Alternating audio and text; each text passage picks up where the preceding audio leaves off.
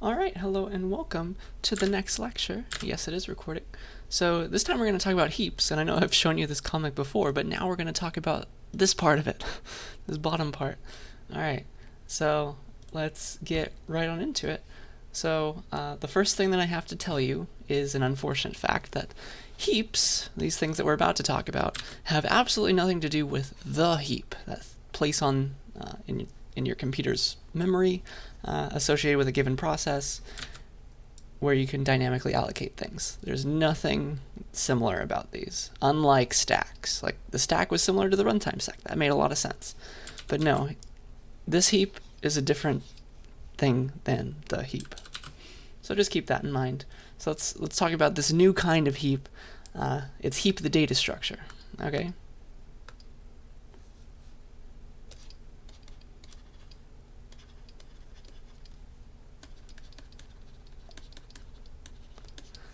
And it's super fancy and very cool, and let's talk about it. So here's some motivation. So an example where heaps make sense. So a heap, what it is, it's a data structure that is optimized to find the maximum key in constant time for a given definition of maximum.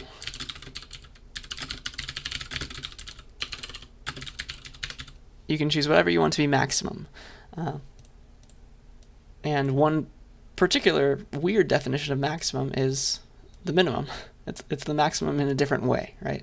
So you can optimize to find the minimum as well in constant time. So that's the cool thing about a heap. You can always find this maximal or minimal thing in constant time. So I guess my best example that I can think of is like a surgeon's priority list or a doctor's priority list. You got a bunch of sick people coming into the doctor's office.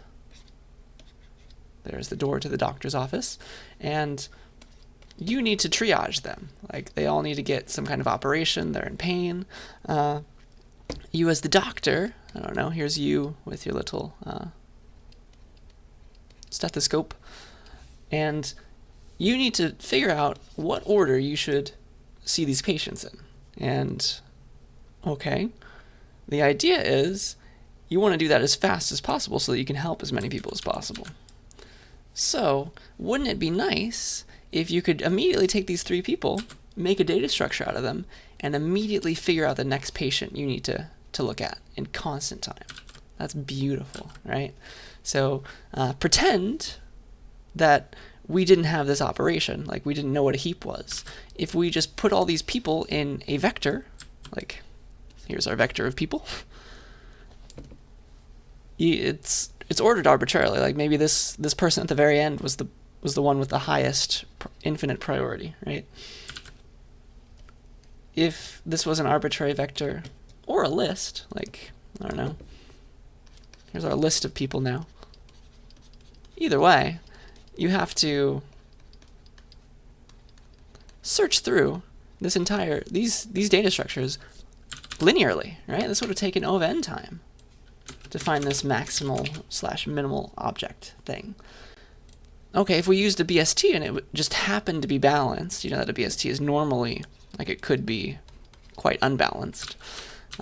Say it was balanced, then to find the minimum or the maximum, you just keep on going right or always going left, right? It would have taken O of h time, but if it's balanced, it's O of log of n time. So what do you know? These kind of suck for finding this maximum/minimum thing. Let's make it constant. Let's make a new data structure that's similar to things that we've seen before.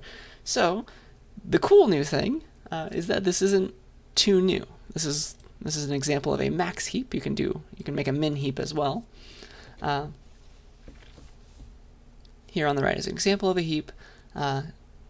It's just a special binary tree. Okay, it's not too bad.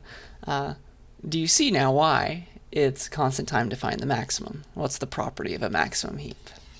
Huh? What do you see about that? The maximum is always the root. So you can always go to the root in constant time in any binary tree implementation, right? So that's beautiful. We always know that the root is the max. And let me just draw you a min heap very quickly. Here's my sample min heap. I don't know, 12, 37, 13. This is a min heap with the min at the root. Okay. And you can define maximality or minimality in different ways, and I encourage you to think about that. Okay, so the special part of special binary tree is that every heap is a complete binary tree. So notice that all the levels are completely filled in except for possibly the last one, and the last one is filled in from left to right. That's a very strong property to have on a tree. Okay, that is what needs to be the case for a heap. So, and the last level is filled in from left to right. So what do you get out of that? It's balanced. Every heap is balanced.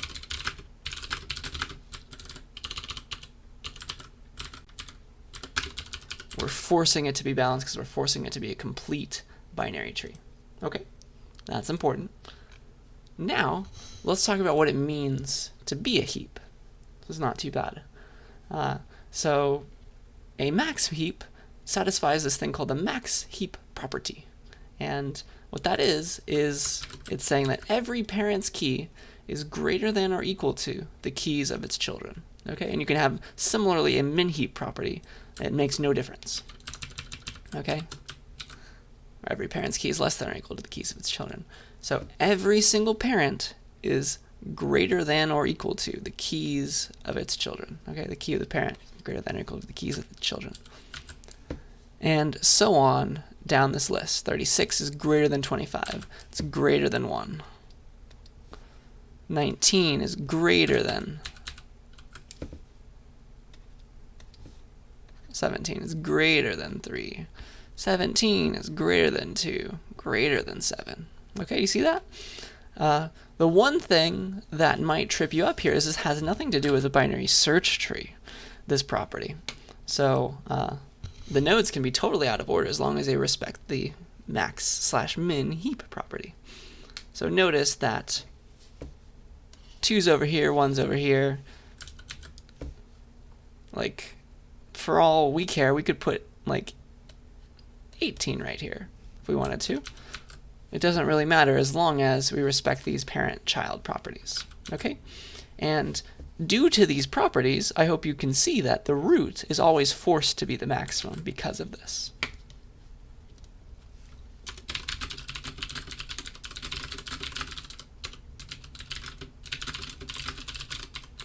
Because the second we put like 102 right here, this doesn't hold. And it's always going to be the case that we're going to like make the property not hold somewhere. So it's like, okay, this one's fine, but suddenly the parent here is wrong, so this is not a heap anymore. Okay, I hope you can see that. No longer a heap.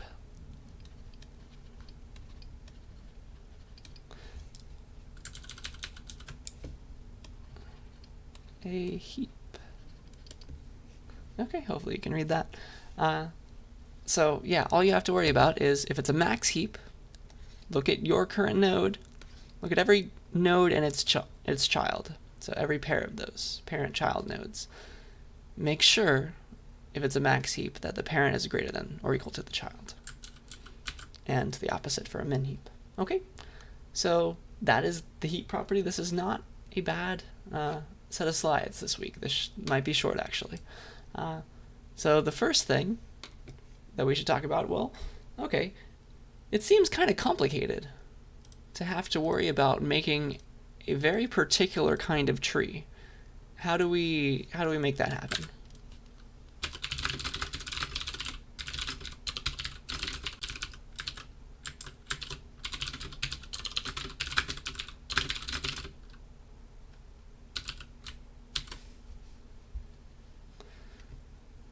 And the answer is, it's kind of like we're trolling ourselves. We're going to represent this binary tree, this tree, we're going to represent it with a vector. That is the weirdest thing that alarm bells should be ringing in your mind right now. But that's okay. We're going to make this make sense. So you can store this tree using a vector / array. Okay, you can use an array as well if you wanted to, but the dynamic part is very important. So I'm just going to say vector for this set of slides.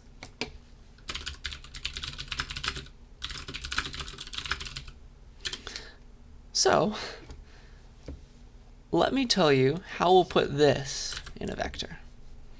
Just like this. We're going to make this the 0th index, this the 1st, 2nd, 3, 4, 5, 6, in this order, 7, 8. Okay? That's the order. So in our vector v, we'll have 100, then we'll have 19, then we'll have 36, and this is a heap. So our representation of a heap. Then we'll have 17, then 3, then 25, then 1, then 2, then 7. Okay? 0, 1, 2, 3, 4, 5, 6, 7, and 8. And what do you know? You can actually get places very quickly. So where's the root? Index 0, always. It's super easy to ensure that this is always complete because we're just like the 9th index must go here. That's what it would mean for this vector to represent a heap, okay? To represent a complete tree in order.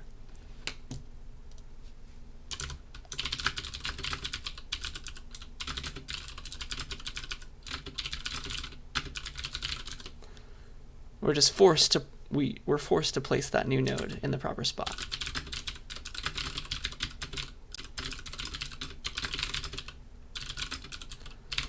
And now the key, no pun intended, is say you're at a node, given an index, you need to move around this tree. You need to go left, you need to go right, you need to find your parent. This is the weirdest thing, but it's mathematically sound. Let me draw some better arrows. Oops. You want to go left, you want to go right, you want to find your parent.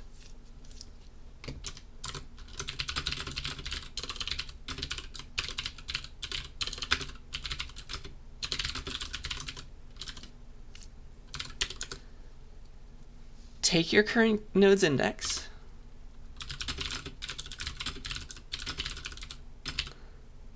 call it I, and here's what you do. For left, multiply by 2, add 1. For right, multiply by 2, add 2. For parent, subtract 1 from your index and divide by 2 using integer division to chop off the decimals. It's technically the floor operation, if you've heard of that in math before. Okay, now I have to prove to you that this always works. It's the weirdest thing, but it does. So here's 0. If I want to go to the left child, I'm going to multiply 0 by 2 and then add 1. That's 1. Multiply 0 by 2, add 2 for 2. That works. I hope you see it works for this one, of course. Okay, I'm at index 2 and I want to go left. 2 times 2 is 4, plus 1 is 5, plus 2 is 6, left and right. If I'm at index 5, I want to go to my parent, index 2. Subtract 1, divide by 2. That's 4 over 2. That's 2. Same with this one. 6. 5 over 2 integer division is 2. This always works. You can always move around this tree super fast. Okay? That's insane. So it's really easy now to calculate the space complexity of a heap data structure. We'll say, okay, all we need to do is store a vector of all the keys. All the nodes, really. They could hold values as well. This is the space complexity of the data structure itself, not like any operations on it. All we need to do is store the nodes in a vector. We don't need any more room than room enough for the nodes. We just need enough room for those nodes. And so really, if we have n nodes, we have n indexes into the vector.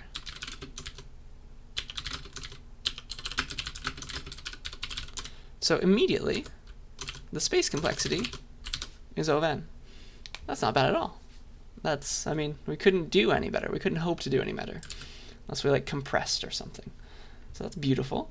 And now, before we move on to like the algorithms on heaps, I just want to give you a short example of like coding this up, moving it around. That might be helpful later. Just to write some code this lecture. All right, so let's say vim heaps using vectors. .cpp.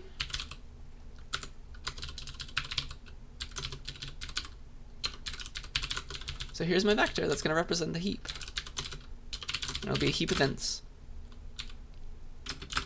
And it's just the numbers that we had. So let me try and remember them. 100, 19, 36, 17. 325, 127.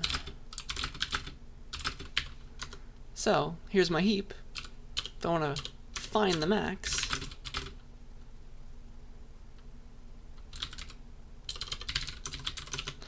with my heap, I can print that out.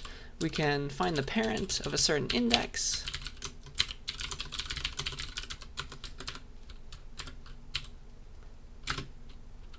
And of course, you can do the same for left and right. I don't know, at index 3, who's the parent? Let's find that out. Okay, so find max.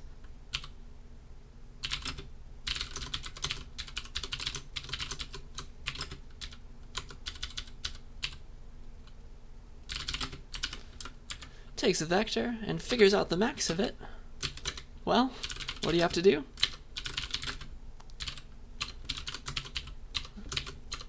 Just return the very first thing. It's always the max, and a max heap.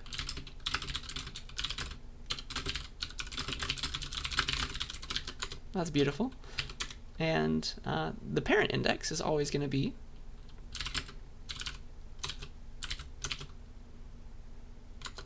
I guess I didn't even need the h. I could say get the parent. Then I can include the heap.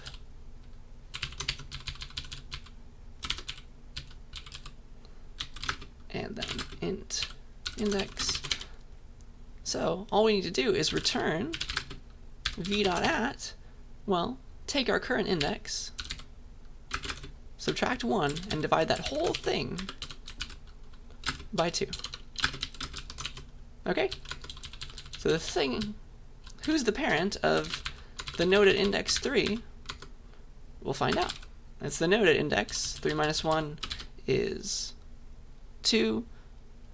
Divided by 2 is 1. So the node at index 1, it's 19.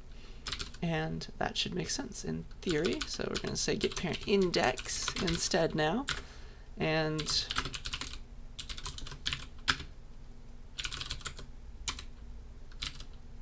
I guess I should probably call this something other than a.out.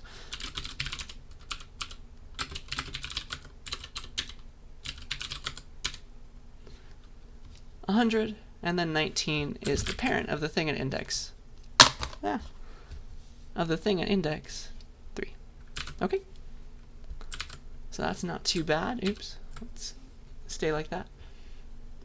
Okay. So we've talked about all this stuff. And now let's get to some operations. So we need to build up this tree somehow. And the nodes are going to be coming in out of order.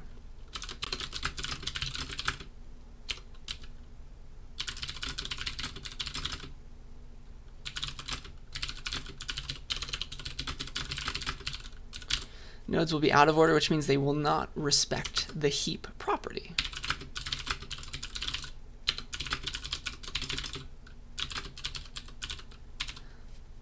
We are like, our job is to lay down the law on these nodes and force them to respect the heap property. So we have to shuffle some nodes around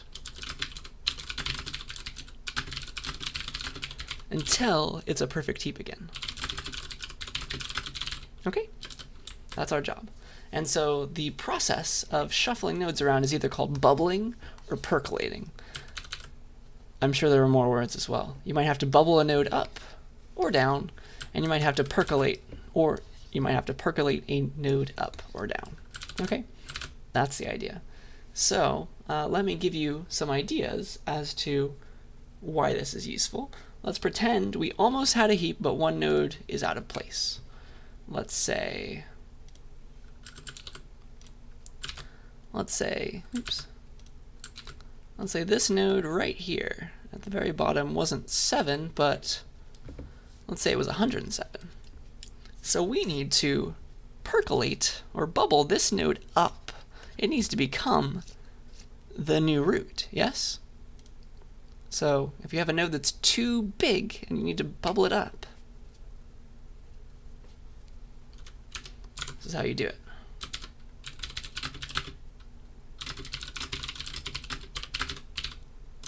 You just keep on swapping it with its parent as long as it's bigger.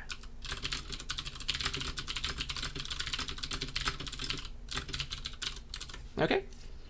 So I guess what I should say now is let's pretend it wasn't 107 anymore. Let's pretend it was... I'll get rid of that one. Let's pretend it was 50. Let's pretend it was 50. Now it needs to move up just to here.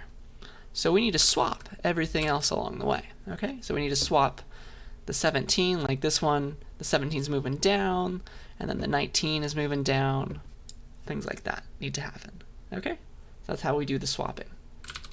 So this should be just a pretty simple while loop. So while your parent's while your parent's smaller than you, just keep on swapping things. So if the 50 started here, the first thing we'll do is swap it with its parent. So now it's 17 here, 50 here, and then it's still bigger than its parent here. So we're gonna make this one the 50 and this one the 19 by swapping.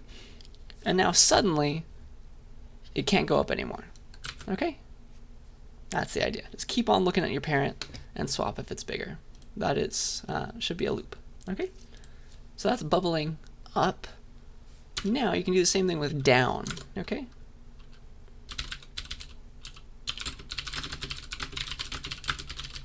So if a node is too small, it doesn't belong high up in the tree. Okay?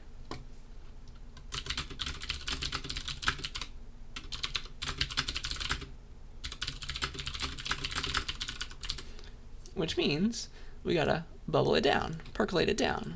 So let me keep this beautiful artwork and copy this so we can talk about the other one. We'll do it very small this time. Okay, so let's pretend that this was not 19, but it was something like 0. Let's make it 0. Okay, let's pretend this was 0. And now, if my node 0 is here, I need to move it down to where it needs to go. Okay? Which means I need to make this subtree a heap again. Okay? I need to make it a subheap. And the way that you do it is you don't move it, you don't swap with any node, because it's possible that you could have swapped it with this node, right? And then stopped. And that would have ended up being 3, 0. And this is still not a heap because that 17 is bigger than 3.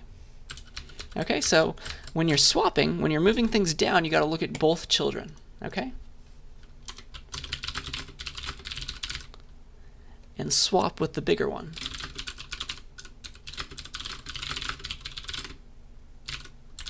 All right? So the idea there is, okay, here's my 0. I need to look at 17 and 3 and swap with the bigger one. Okay? So that means I'm swapping with 17. So now I have 17 here. And now again, now I'm at this node, and repeat. Repeat at the new node. As long as it's still smaller. Okay?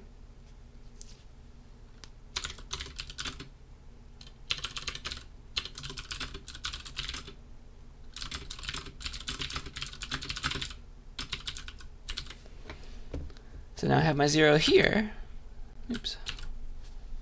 Never mind. So now I have my 0 here. But I need to look at my children again and notice that, oh, the 0 doesn't belong here. It's bigger. It's actually bigger than both these things. So I need to move it to where the biggest node was. I need to swap it with the biggest node. That's 7. Okay, so the 7 gets swapped with the 0. And now suddenly I have a heap again. Do you see this? Every node is now bigger than its children. Okay, so the 17 belongs here, the 7 belongs here, the 0 belongs here. Okay, hopefully that makes sense. So you can bubble up or you can bubble down. And maybe I should give you one of these just for fun. Okay, so I have gone and made an example of percolating / bubbling down. Okay, that's the best example I could come up with.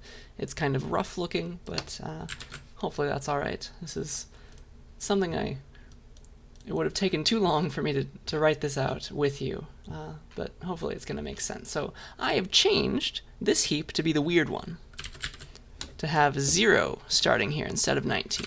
Okay, so there's the 0. And we need to move that 0 to where it belongs in the heap. So we're going to bubble it down, starting at index 1. Okay, so index 1 is where the 0 is. And then hopefully everything else will work out. Okay, so we're going to call this bubble down function, and it should work. So we start at the starting index. That's our current index. Then forever, until we run out of keys, run out of tree to go and look through, we will take a look at our current key and then look left and right if possible and move that key into the correct spot if we need to. Okay, so we'll look at the left index, see if it actually exists, because it might not. If it doesn't exist, we're done. We've moved this as far down as it needs to go. And okay, if we didn't break, that means we have a left index at least. Let's look at the right index. Let's see if it actually is there. Get it? And now we need to make sure that one of the children is actually bigger, because that's another stopping condition. If we are in the right spot now, we can stop. Like the left key is, it's smaller than the current one. The right key is smaller than the current one, if it exists. So at that point, we just start swapping. Swap with a bigger one if it exists. So this is going to swap with the left if it's bigger than the right key or the right side of that tree doesn't actually exist. Okay, so that's how you swap. Otherwise, we'll swap with the right, and then at that point, we will have moved the 0 down to where it needs to go, which will be, I guess, that very last index will become a 0. Okay, so if we run this, this is what happens. We notice that we need to swap with the left side first, which makes sense, because we went left here, and then we went right here. Swap with the left, and then we swap with the right.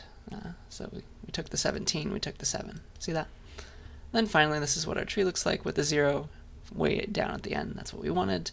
And hey, the parent of 3 is the correct key 17 now. That's beautiful. Okay. So that is bubbling / percolating up and down. And now the rest of this is super simple. So the insertion algorithm, it's actually not that bad. So the idea is for insertion, to insert a key k, push it to the end of the vector. Okay, that'll force it to be in the last spot of the tree. Okay, it'll be at the last index. So if we wanted to push, I don't know, 102, or how about 50? So we get the corner cases as well. Let's push 50. It's going to go right here, okay? The newest thing that we push, it's always going to go to the very end of the tree, which is the next valid index. It's this one. And if we had another, it would go right there, right? So we're going to push the 50, and then we're going to bubble it up the tree. Bubble the new node up the tree to where it belongs by following this algorithm. Okay, so I showed you bubble down, just bubble it up now. That's an easier process because you only have one parent to look at. So just keep on moving it as long as you need to. So this 50 is going to get swapped with the 3. It's going to get swapped with the 19. And that's where it's going to stop because the 100 is bigger. Okay, that is the insertion algorithm. It's really not that bad. So that means the complexity analysis is also not that bad for running time. Not bad at all. So let's talk about this. In each case, you're going to, at most, look at the height of the tree nodes, right? You're going to first add to the vector. That's essentially constant. That does take an advanced algorithms course to explain why it's always constant, but on average it's constant. And then you're going to bubble up. How long does that take? You'll have to inspect, at most, h nodes, where h is the height of the tree, because you might have to make it the new root. So if I had pushed like 102, well, now you gotta compare this node, and this node. So height of the tree on the order of the height of the tree nodes. But oh man, we know what that is.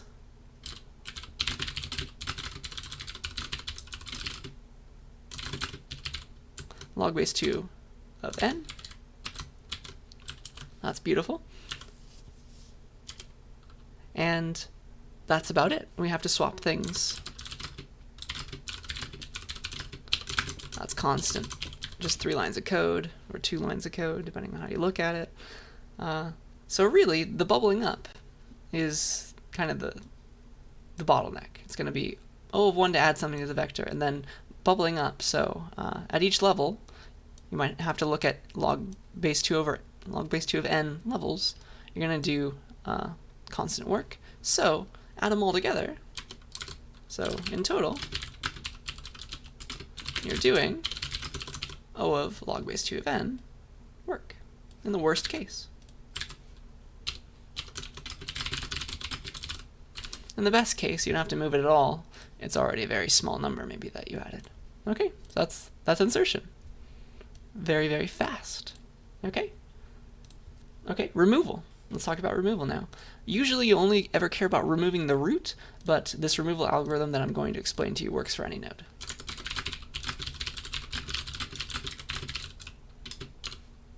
If you're interested. So let's pretend we wanted to remove not the root, but maybe something in the first level. Let's pretend that we wanted to remove the 19. Okay? We're going to get rid of that one. We don't like it. So all you have to do is swap the node, swap the key of the node you want to remove with the very last node. So that's the bottommost rightmost node.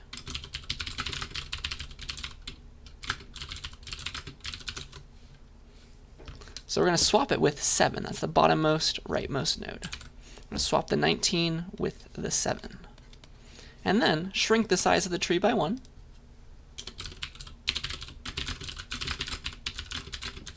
So you just kind of pop back in your vector. Because it's the last index, right? Whatever index this is, it's the last one. So we're getting rid of it. It doesn't exist anymore. Boop. No, that's not actually red now, is it? Now it's red. So that's gone. And now we just need to work on the 7 node. Move it to where it needs to go. Bubble it down.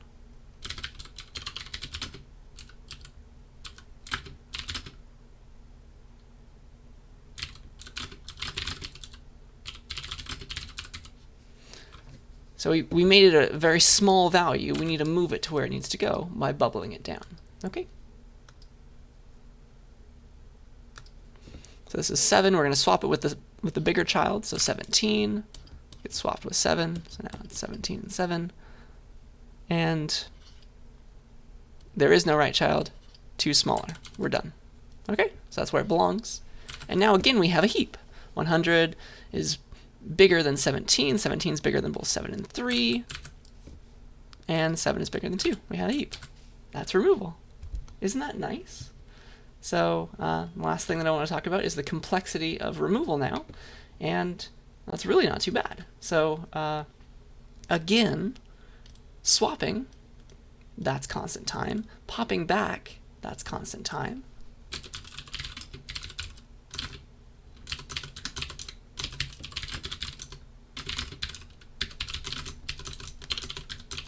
Just a couple lines, and okay, then again we need to bubble down a node. In the worst case, we're talking about the worst case right now, so we could have been starting at the root. So when you're bubbling down, you might have to start at the root. You might have to move that root all the way down to a leaf. Okay, so you have to touch height nodes again. Have to swap with height nodes.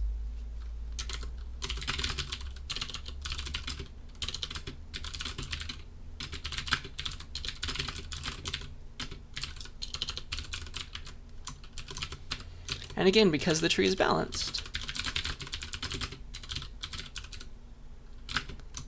this is log base 2 of n.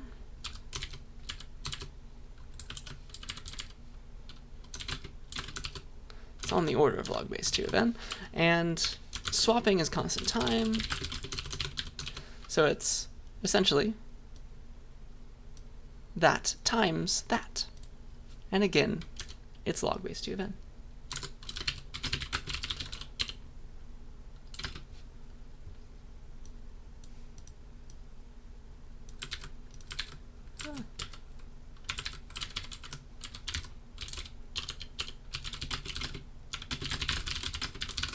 In the worst case. That's beautiful. That's a great guarantee.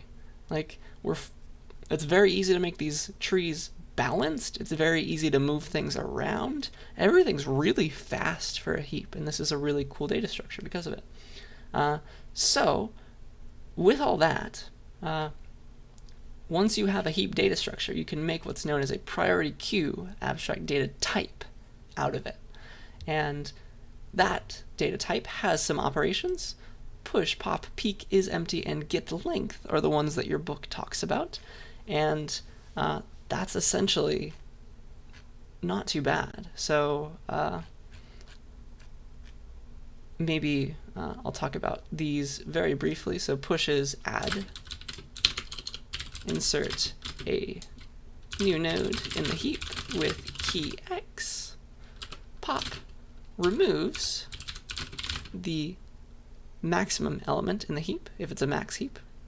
So let's just say removes the root. How about that? So if it's a min heap, it doesn't matter. If it's a max heap, you're still always removing the root. Okay, so that's what pop does. Peek gives you back the root.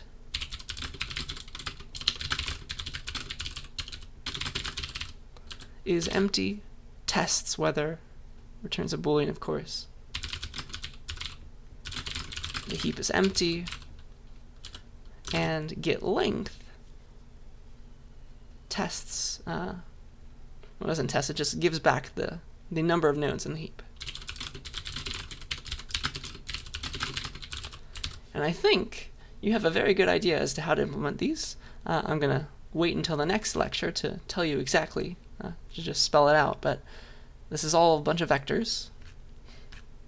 How do you think all of these things should be implemented, given the operations that we've talked about on the data structures, on the data structure itself? Okay, so that's where I'm going to leave you. I'll be back in the next lecture to talk about this ADT, how you implement it using the data structure, and then also C++'s version of priority queue. Okay, so I'll see you then.